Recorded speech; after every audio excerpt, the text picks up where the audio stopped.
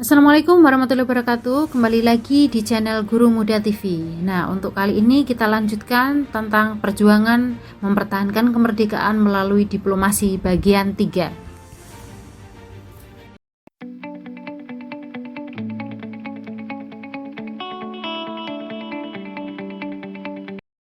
Alur perjuangan diplomasi.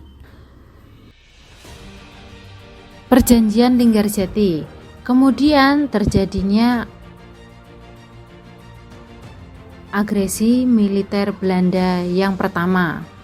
Dari agresi militer Belanda yang pertama menghasilkan perjanjian Renville. Belanda kemudian mengingkari perjanjian Renville. Akhirnya terjadilah agresi militer Belanda yang kedua. Dari agresi militer Belanda kedua muncullah serangan umum pada tanggal 1 Maret 1949. Setelah serangan umum pada 1 Maret muncullah perjanjian Romroyen. Untuk diplomasi terakhir yaitu konferensi meja bundar. Nah, dengan adanya konferensi meja bundar ini diakuilah kedaulatan Republik Indonesia.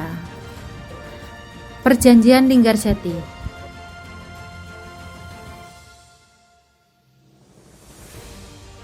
Pimpinan tentara Inggris menyadari sengketa Indonesia dengan Belanda tidak mungkin diselesaikan melalui peperangan. Inggris berusaha mempertemukan kedua belah pihak di meja perundingan. Pada tanggal 10 November 1946 diadakan perundingan antara Indonesia dan Belanda. Perundingan ini dilaksanakan di Linggarjati, tepatnya di Cirebon. Dalam perundingan itu, delegasi Indonesia diwakili oleh Sultan Syahrir, sedangkan Belanda diwakili oleh Jenderal Van Mook. Naskah hasil perundingan ditandatangani oleh pemerintah Indonesia dan Belanda pada tanggal 25 Maret 1947.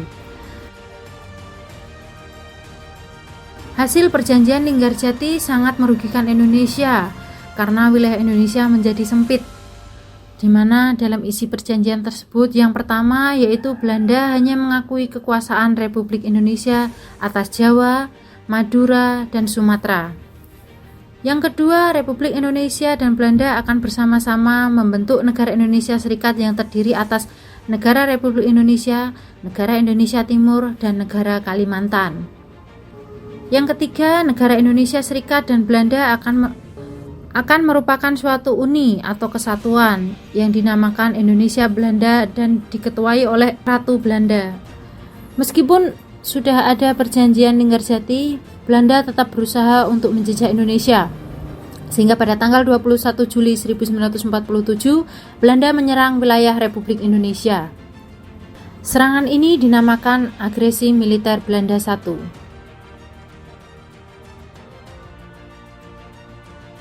Agresi militer 1.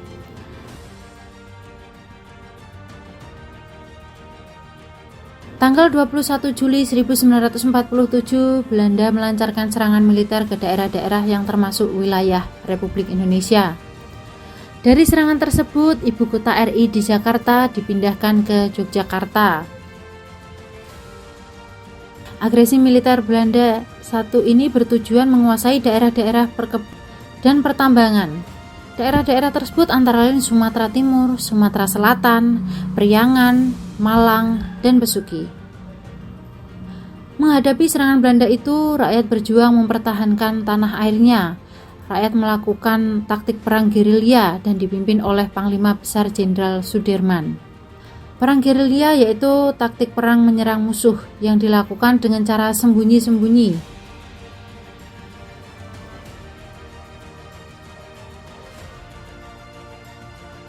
PBB atau Perserikatan Bangsa-Bangsa berusaha menengahi pertikaian Indonesia dan Belanda. PBB membentuk komisi perdamaian. Komisi itu beranggotakan 3 negara yaitu Australia, Belgia, dan Amerika Serikat. Komisi itu disebut Komisi 3 Negara atau KTN. Berkat usaha Komisi 3 Negara, Indonesia dan Belanda kembali ke meja perundingan. Perundingan dilaksanakan mulai tanggal 8 Desember 1947 di atas kapal perang Amerika Serikat.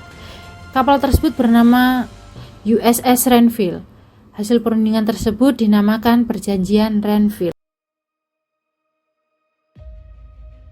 Perjanjian Renville. Komisi Tiga Negara atau KTN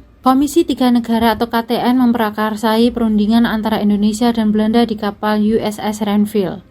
Delegasi negara-negara antara lain, yang pertama delegasi Indonesia dipimpin oleh Amir Syahrifuddin. Kedua, delegasi Belanda dipimpin oleh Abdul Qadir Wijayatmojo. Delegasi dari Amerika Serikat dipimpin oleh Frank Porter Graham. Isi perjanjian Renville adalah sebagai berikut. Yang pertama, Belanda hanya mengakui daerah Republik Indonesia atas Jawa Tengah, Yogyakarta, sebagian kecil Jawa Barat, dan Sumatera. Yang kedua, tentara Republik Indonesia ditarik mundur dari daerah-daerah yang telah diduduki Belanda. Perjanjian Renville ini sangat merugikan Indonesia. Hal ini karena wilayah Indonesia semakin sempit.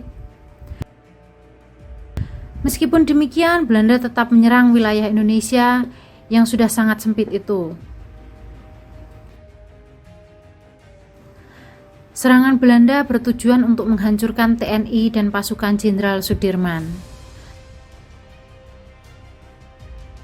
Serangan tersebut dinamakan Agresi Militer Belanda II.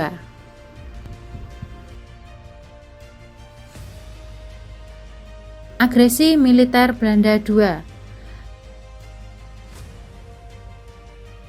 Belanda terus berusaha menguasai kembali Indonesia pada tanggal 19 Desember 1948.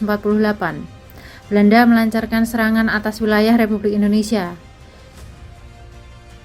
Ibu kota Republik Indonesia waktu itu Yogyakarta, yang diserang oleh Belanda. Belanda mengarahkan angkatan udaranya. Lapangan udara Maguwo tidak dapat dipertahankan. Akhirnya Yogyakarta direbut kembali oleh Belanda. Presiden Soekarno dan Wakil Presiden Muhammad Hatta, Sultan Syahrir, dan Surya Dharma ditangkap oleh Belanda. Sebelum tertangkap, Presiden Soekarno telah mengirim mandat lewat radio kepada Menteri Kemakmuran, yaitu Mr. Syafiruddin Prawira Negara yang berada di Sumatera. Tujuannya ialah untuk membentuk pemerintahan darurat Republik Indonesia atau PDRI dengan ibu kota Bukit Tinggi. Sementara itu, pasukan Jenderal Sudirman terus bergerilya. Beliau memimpin pasukan dengan ditandu karena mengalami penyakit paru-paru. Meskipun sakit, beliau tetap tidak bisa ditangkap oleh Belanda. Taktik perang gerilya benar-benar membuat kesulitan Belanda. Pada akhirnya pada tanggal 27 Februari 1949, Belanda mengklaim bahwa TNI sudah tidak ada. Mendengar klaim tersebut, Jenderal Sudirman tidak terima. Bersama pasukannya, beliau merencanakan sebuah serangan pada Belanda secara terbuka. Pada tanggal 1 Maret 1949, pasukan Jenderal Sudirman menyerang ibu kota Yogyakarta. Serangan ini dikenang sebagai Serangan Umum 1 Maret. Serangan Umum 1 Maret 1949. Dengan dikuasainya Yogyakarta dan ditawannya pemimpin-pemimpin Indonesia, Belanda mengumumkan kepada dunia bahwa Republik Indonesia sudah tidak ada lagi. Tentu saja, pengumuman Belanda ini membuat marah TNI dan rakyat. Pada tanggal 1 Maret 1949, pasukan TNI dan rakyat melancarkan serangan umum 1 Maret. Keberhasilan ini mengagetkan banyak pihak, terutama di luar negeri. Ternyata Republik Indonesia masih ada, bahkan kembali menguasai ibu kotanya, yaitu Yogyakarta. Oleh karena tekanan politik dari negara lain dan perlawanan TNI yang dibantu rakyat sangat gencar, akhirnya pihak Belanda mau menerima perintah Dewan Keamanan PBB untuk menghentikan agresi militernya. Selanjutnya yaitu Perjanjian Romroyen. Komisi PBB untuk Indonesia atau UNCI berhasil mempertemukan pihak Indonesia dan Belanda dalam meja perundingan. Dalam perundingan-perundingan itu, delegasi dari Indonesia berjuang secara diplomasi supaya kedaulatan Indonesia diakui. Perundingan-perundingan itu antara lain Perundingan Romreyen. Perjanjian Romreyen disetujui di Jakarta pada tanggal 7 Mei 1949. Delegasi Indonesia dipimpin oleh Muhammad Rom, sedangkan pihak Belanda dipimpin oleh Van Rooyen. Isi dari perjanjian Romreyen yang pertama yaitu pemerintah Republik Indonesia dikembalikan ke Yogyakarta. Yang kedua, menghentikan gerakan-gerakan militer dan membebaskan semua tahanan politik. Yang ketiga, Belanda menyetujui adanya Republik Indonesia sebagai bagian dari negara Indonesia Serikat. Yang keempat, akan diselenggarakannya perundingan lagi, yaitu konferensi meja bundar antara Belanda dan Indonesia setelah pemerintah Republik Indonesia kembali ke Yogyakarta. Setelah adanya perjanjian Romreyen, perang gerilya dihentikan. Sesuai dengan isi perjanjian, konferensi meja bundar dilaksanakan. Konferensi meja bundar sebagai tindak lanjut perjanjian Romreyen pada tanggal 23 Agustus sampai dengan 2 November 1949, diadakan konferensi meja bundar atau KMB di Den Haag, Belanda. Delegasi Indonesia dipimpin oleh DRS Muhammad Hatta, kemudian delegasi BFO atau Badan Musyawarah Negara Federal dipimpin oleh Sultan Hamid II. Kemudian delegasi Belanda dipimpin oleh Van Maarschaveen, sedangkan UNSI dipimpin oleh Sirkli.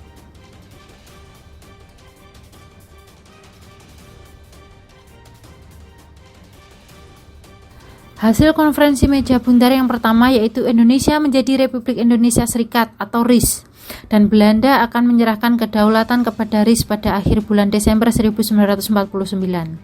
Yang kedua, RIS dan Belanda akan tergabung dalam Uni Indonesia Belanda. Yang ketiga, Irian Barat akan diserahkan setahun setelah pengakuan kedaulatan oleh Belanda. Kesepakatan yang dihasilkan dalam KMB sangat memuaskan rakyat Indonesia. Akhirnya kedaulatan negara Indonesia diakui oleh pihak Belanda.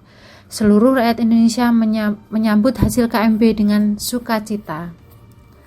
Pada tanggal 27 Desember 1949 diadakan upacara pengakuan kedaulatan dari pemerintah Belanda kepada pemerintah RIS atau Republik Indonesia Serikat.